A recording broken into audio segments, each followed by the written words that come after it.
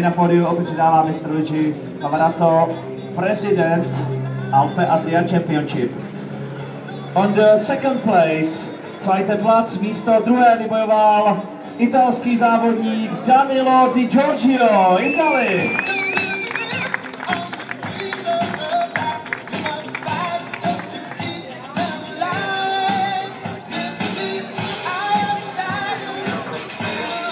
Místo první, erste Platz, the winner is from Hungary, maďarský závodník Zoltán Azalos.